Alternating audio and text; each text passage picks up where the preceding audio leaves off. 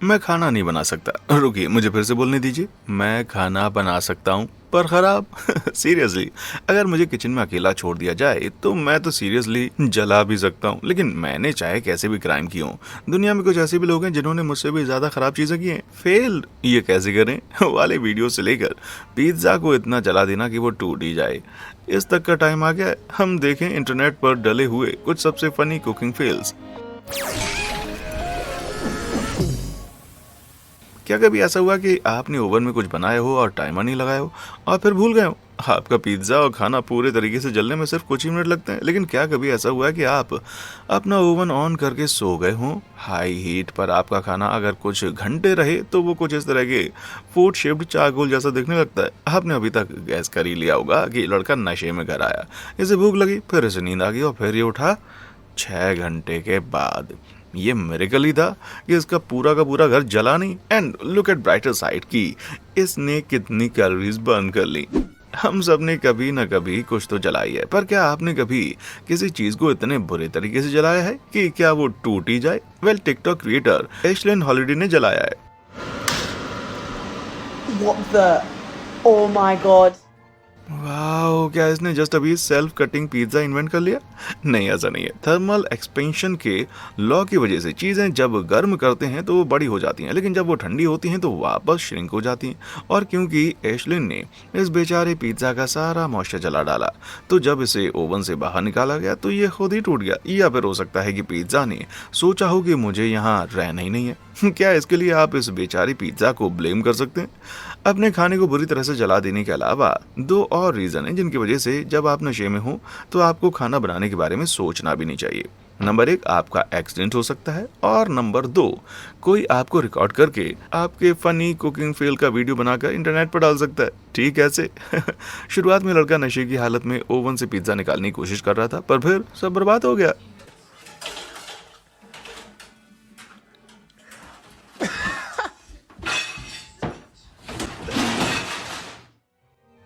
Luckily ये ठीक था और इस उल्टे ओवन की वजह से घर में भी आग नहीं लगी। लेकिन जब ये क्लिप इंटरनेट पर वायरल हुई तो लोगों ने कमेंट करके बहुत रोस्ट किया। अंडे तो एकदम भगवान के भेजे हुए फूड प्रोडक्ट्स हैं भाई, क्योंकि इन्हें बनाना बड़ा आसान होता है और उसमें मेहनत भी नहीं लगती। लेकिन एक ऐसा आदमी जो सब गिरा देता हो, उससे तो अंडे की भी सबसे ईजी रेसिपी बनाने की उम्मीद नहीं कर सकती।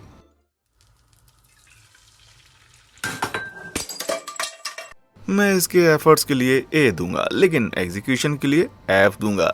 ऑमलेट बनाना वाकई बड़ा आसान है। बस आप अंडे को फेंटते हैं और फिर स्टोव में पका देते हैं, और अगर पैन में लिड लगा दें तो ये और भी अच्छे से और जल्दी पक जाएगा। लेकिन ख्याल रहे कि आपका ऑमलेट लिड में ना चिपका रह जाए, नहीं तो आपके हाल भी एकदम एस्टियन ओहेरिम जैसा हो जाएगा। मैं शर्त लगा सकता हूँ कि अभी भी टेस्टी होगा, और जो आपने अभी देखा वो नॉन स्टिक पैन का एक फायदा है। अगर आपने वाह फैक्ट को सब्सक्राइब कर लिया है तो आपको याद होगा अभी कुछ महीने पहले मैंने ट्यूटोरियल गॉन रॉन्ग वाला वीडियो डाला था। उसमें हमने के कुकिंग चैनल वाला यूट्यूब चैनल देखा था जिसमें वाना बी ब्रिटिश शेफ के किचन का डिजास्टर था। उसे बिना चावल के पकाए स्पेशल फ्राइड राइस बनाते हुए देखकर मैं तो पुलिस को फोन करने वाला था भाई। लेकिन अभी मैंने उसके चैनल पर एक और फूड बेस्ड क्राइम देखा है। इस बार मैंने देखा स्पैगेटी बोलोनेज। के ने हमेशा की तरह बड़े कंट्रोवर्शियल तरीके से शुरुआत की, जहां उन्होंने एग्स को मीट में डाला, फिर उसे मिक्स किया, फिर पास्ता लेकर मीट को उस पर लपेट दिया और बेकिंग ट्रे में डाल दिया। थोड़ा सा टोमेटो सॉस डालने के बाद उसने इसे ओवन में डाल दिया। क्या आपने यहाँ कुछ अजीब नोटिस किया? जी हाँ, यहाँ पास्ता को पकाने के लिए ना तो सॉस ही ज़्यादा है और ना कोई मॉइस्चर वाली चीज़। तो जब के ने ट्रे को ओवन से बाहर निकाला तो पास्ता पूरे तरीके से जल चुका था, और इससे ये ज़रा भी परेशान नहीं हुई और इसमें प्याज डालने लग गई। थोड़ा और सॉस डाला और वापस ओवन में डाल दिया, और फाइनली उसका बेटा कहें या ह्यूमन पिग इसे टेस्ट करने के लिए लाया गया।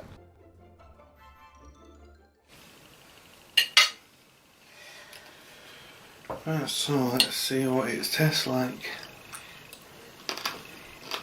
क्रंची क्रंची है। अगर आपकी स्पैगेटी बोलोनेज क्रंची है तो आपको पता होना चाहिए कि आपने गड़बड़ कर दिया है। लेकिन आपको क्या लगता है ये क्रंची क्यों है?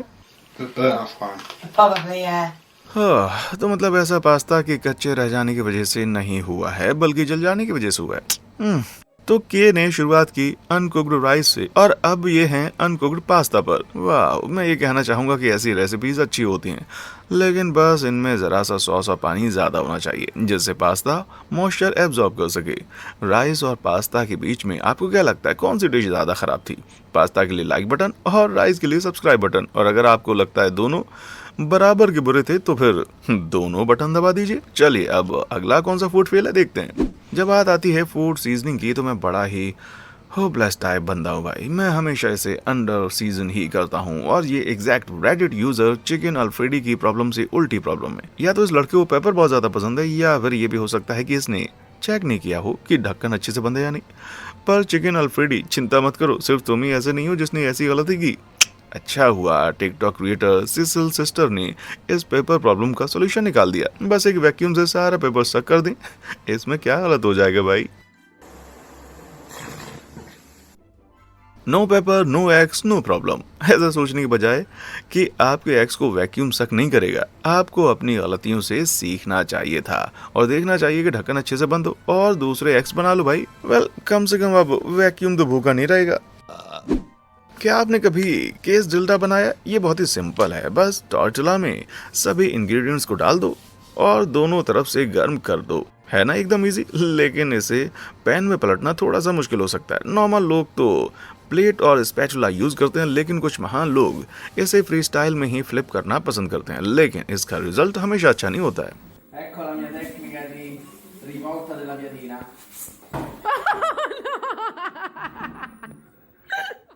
मेरे दोस्त, जब तुम एक वॉक की मदद से इतनी तेज स्पीड से फ्लिप करने की कोशिश करोगे तो यही होगा ना। तो अभी तक हमने लोगों को ओवन फूड खराब करते हुए देखा, जैसे कि एग्स, पास्ता और quesadilla भी, पर शायद अब हमें ऐसी डिशेस देखनी चाहिए जो इतनी आसान हो कि उन्हें खराब किया ही ना जा सके। चावल के बारे में क्या ख्याल है? बस उन्हें धोना है, पैन में पानी डालना है और बॉईल करना है, बस फिर गैस धीमी कर देनी है जिससे ये थोड़ा और पक जाए और कुछ मिनट में ये तैयार हो जाते हैं। या फिर चाहें तो राइस कुकर को ही यूज कर लीजिए। राइस कैसे बनते हैं ये मैं आपको बता पा रहा हूँ, तो सोच लीजिए इनको बनाना सच में कितना आसान होता होगा। लेकिन टिकटॉक क्रिएटर सैडलोन ली फ्रॉगी जानते हैं कि ये सब के बस की बात नहीं है। इनकी बहन ने माइक्रोवेव में राइस बनाने का ट्राई किया और उसका रिजल्ट कुछ ऐसा हुआ। इसे एक्सप्लेन करने के लिए मेरे पास शब्द नहीं है। ऐसा लग रहा है जैसे उसने अपने राइस बाउल को नॉन माइक्रोवेबल प्लास्टिक लिड से ढक दिया था और वो पिघल गया और आग लग गई और फिर सब कुछ बर्बाद हो गया। सच कहें तो जिस मोमेंट उसने इसे माइक्रोवेव में डाला सब कुछ उसी पल बर्बाद हो गया था। राइस की इज्जत करो यार। शायद मुझे लाइन दोबारा थोड़ी सी तेज बोलनी पड़ेगी जिससे कि रेडिट यूजर पंडा मानसून ले, क्योंकि इन्होंने बनाई है लाजवाब डिश। ऐसा लग रहा है कि इनका प्लान आर्मी को खाना खिलाने का हो रहा होगा। उनकी पोस्ट के अकॉर्डिंग वो खाना बना ही रहे थे कि तभी किसी रीजन की वजह से उन्हें आधे में छोड़कर जाना पड़ा और ऐसे आधा दिन बीत गया और जब वो वापस आए फिर से खाना बनाने लग गए तो फिर ऐसा हो गया। जब हम राइस को पकाते हैं तो ये अपने साइज से डबल हो जाते हैं, तो अगर हम इसकी ओवर कुकिंग करें तो ऐसा लगता है जैसे कि पूरे के पूरे राइस बैग को ही पैन में डाल दिया गया हो। लेकिन ये बड़ा ही जबरदस्त दिखाई दे रहा भाई, बिल्कुल एक साइन की तरह है। एक साइन जो कह रहा हो आपको एक राइस कुकर खरीद लेना चाहिए। क्या आपने किसी रेसिपी को देखकर उसका टेस्ट बढ़ाने के लिए कुछ एक्स्ट्रा डालने का सोचा है? ज्यादातर लोग कुछ नए फ्लेवर ट्राई करने के लिए या फिर टेस्ट बढ़ाने के लिए अपने हिसाब से सीजनिंग डाल देते हैं और कुछ तो एकदम हट के इंग्रेडिएंट्स डाल देते हैं। मुझे लगता है जो भी ये बनाना ब्रेड बना रहा था वो ट्रे में स्पून भूल गया है। या तो ऐसा ही हुआ होगा या फिर उन्होंने स्पून मिक्सचर को बेकिंग ट्रे में डालें ये लाइन को सीरियसली ले लिया होगा। ये तो फिर भी समझा जा सकता है, पर मैं ये नहीं समझ पा रहा कि कोई ब्रेड के साथ ग्लासेस कैसे बेक कर सकता है। वो सब भूल गए होंगे कि उन्होंने ग्लासेस बेकिंग ट्रे में डाली हैं। चलो कम से कम बाद में उन्हें ये क्रंच तो मिल गया। मैं 99% श्योर हूँ कि इन चीज़ों ने तो सिर्फ थोड़ा सा खाना बर्बाद किया होगा, पर दूसरे किचन फेलियर्स ने और भी बहुत कुछ बर्बाद कर दिया। फॉर एग्जाम्पल, अगर आप ये चेक नहीं करते हैं कि ट्रे ओवन प्रूफ है या नहीं तो ऐसा हो सकता है कि सब कुछ मेल्ट हो जाए और आपको मिले ये प्लास्टिक की पत्ती से लेयर। ठीक ऐसे पिज्जा तो अभी भी बहुत अच्छा दिख रहा है। ऐसा लग रहा है जैसे इसमें बहुत सारी मोज़रेला चीज़ डली हुई थी। थैंकफुली बाद में इस रेडिट यूजर ने बताया कि जब प्लास्टिक ठंडा हो गया तो उसको ओवन से हटाया जा सकता था, लेकिन टॉप रैक तो बर्बादी हो गया ना। और मुझे ये करते हुए बड़ा दुख हो रहा है कि पिज्जा भी नहीं बन पाया। फ्रोजन पिज्जा बनाना सबसे आसान चीज है। बस आपको सही तरीके से इंस्ट्रक्शंस फॉलो करने, बस एक प्री हीटेड ओवन में इसे डाल दें और आपका पिज्जा तैयार। लेकिन अगर आपने कुछ और किया, जैसे कि ओवन को प्री हीट नहीं किया या फिर पकने से पहले ही उसे डीफ्रॉस्ट कर दिया, तो फिर आपका डिनर कुछ इस तरीके का दिख सकता है। डीफ्रॉस्ट करने की वजह से पिज्जा बेस में डेंसिटी नहीं रह जाती और वो ओवन ग्रिल में सही से नहीं पक पाता। इसके कुछ पार्ट्स गिर भी सकते हैं, जिससे कि आप बहुत ही दुखी हो जाएंगे। या फिर ऐसा भी हो सकता है कि आपको अपना पिज्जा ओवन के ही नीचे बैठकर उठा उठा कर खाना पड़े। तो अपने आप पर रहम कीजिए और बॉक्स में दिए गए इंस्ट्रक्शंस को जरूर फॉलो कीजिए। वो वहां पर किसी रीजन की वजह से दिए गए हैं। जब से लोगों को ये बात पता चली है कि वो अपनी प्रेगनेंसी रिवील इंटरनेट पर डाल सकते हैं, तब से रिवील्स बहुत ही ज़्यादा वियर्ड हो गए हैं। लेकिन उनमें से कोई भी इतना ग्रॉस नहीं है जितनी कि ये वाला है। ये फादर टू बी अपनी वाइफ के बनाए हुए वेफल्स बड़े मज़े से खा रहे थे, लेकिन तभी उन्होंने वेफल्स के अंदर कुछ छुपा हुआ पाया। Yeah. I don't know why my mom is calling that. Why? What that? Baby, What is that? what it look like? Why is it my food?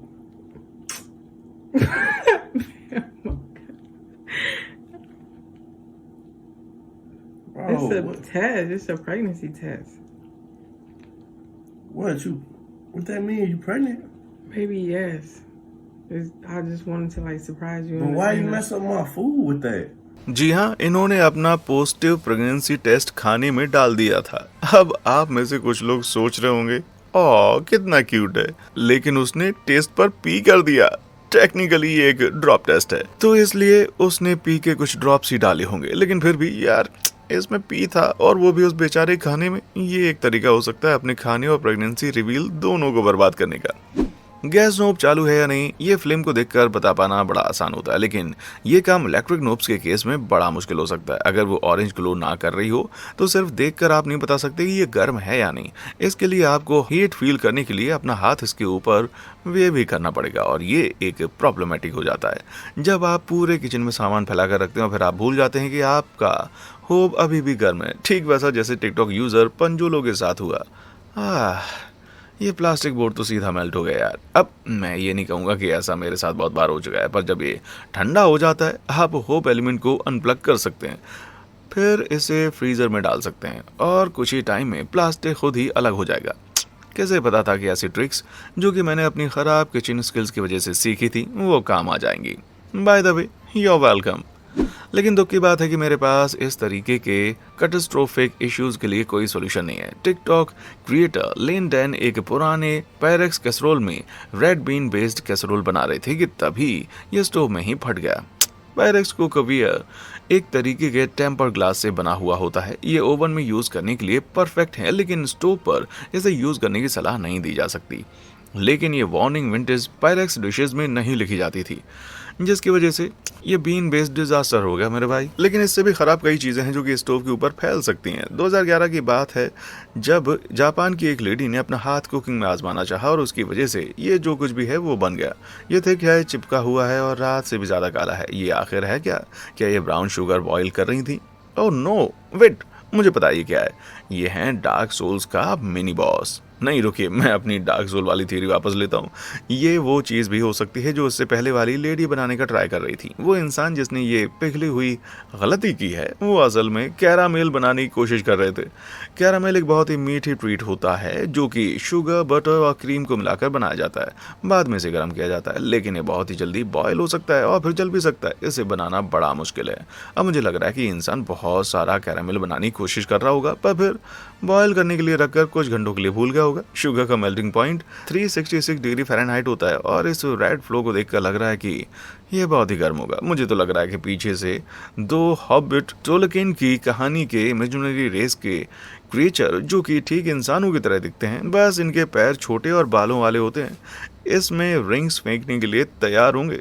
मैंने बेकिंग ट्राई की है पर अच्छा ट्राई नहीं था। मैं तो उस बात से नहीं उभर पा रहा हूँ कि कितने सारे इंग्रेडिएंट्स और टाइम लगा था, लेकिन कुछ लोगों के पास मुझसे कहीं ज़्यादा पेशेंस है और वो ऐसी गॉर्जियस लुकिंग ब्रेड रोल्स बना सकते हैं। ओह, ये लिटिल डक्स है। ये क्रॉन ब्रेक्स एकदम क्यूट टच दे रहे हैं। मैं सोच रहा हूँ कि जब इन्हें ओह नो, मैंने अपना इरादा बदल दिया है। जब इन्हें बेक करने के लिए रखा गया तो इन बेचारी डक्स के पास एक्सपेंड होने की जगह बची ही नहीं, तो ये सब एक दूसरे में मर्ज हो गई और बना एक बड़ा सा डक बेस्ड डिजास्टर। रुके, क्या ये बेक डेविड क्रोनेनबर्ग ने डायरेक्ट किया था? हाँ, ब्रेड की जगह हम बनाने के लिए कुछ और आसान सी चीज देख लेते हैं, जैसे कि कपकेक। कपकेक के साथ तो कुछ भी गलत हो ही नहीं सकता। अगर इन्हें बच्चे बना सकते हैं तब तो कोई भी बना सकता है, सिवाय मेरे। और हाँ, ऐसा लगता है कि मेरे ही साथ टिकटॉक क्रिएटर बेका भी है। जब बेका ने ओवन खोला तो उन्हें टेस्टी केक की जगह पर मिला कपकेक, मोल्ड से बाहर निकलता हुआ गर्म लिक्विड। जितना मैं जानता हूँ केक को खाया जाता है, पिया तो नहीं जाता। तो यहाँ गलती क्या हुई? कुछ कमेंट्स बताते हैं कि शायद बेका ने गलती से बैटर में ज्यादा बेकिंग सोडा डाल दिया होगा।